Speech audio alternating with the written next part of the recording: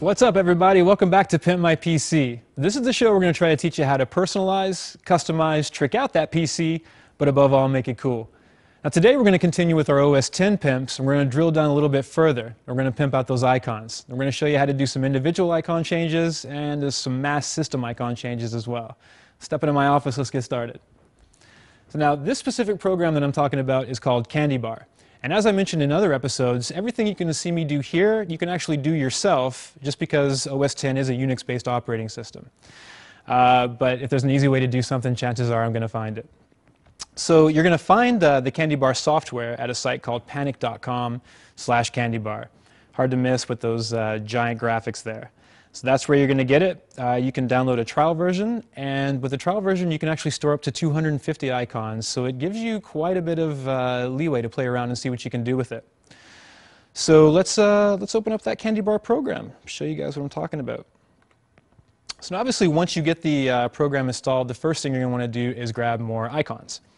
So how you do that is just go up to the CandyBar menu, and it's as easy as going to Find Icons for CandyBar. So that's going to redirect us to a website called Icon Factory.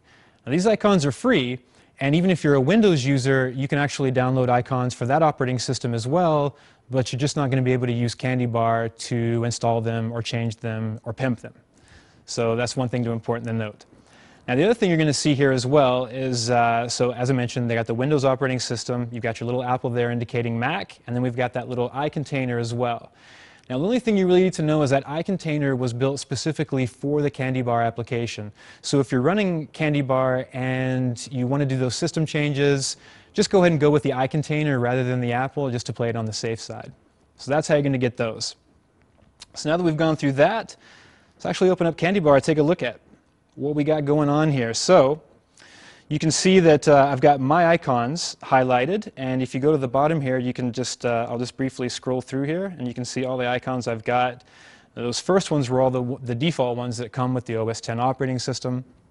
Star Wars, I'm sure you've figured out, I downloaded those. So what you can do is single icon changes, and while I've got Hello Kitty here, you may as well just use her.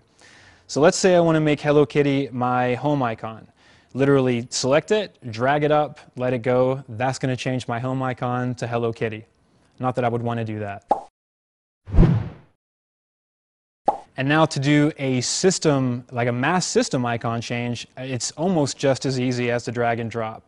So I've already got one here available. It's called the Litho System. And if you've got system in there, chances are all those icons are going to have the system tag, so you can actually do this really cool feature. Another quick indication is you'll see down here in the top right where it says use these icons. That means that these icons have been tagged with the system tag, and I can apply them to that mass system change, which I'm going to do right now. So we're going to click on use these icons, and now you can see all of those general icons, all those folder icons, give you a little bit of a preview of what you're about to see when you do restart your machine. And we're going to do that now. So we're going to click on apply icons, and we're going to get prompted to reboot our machine.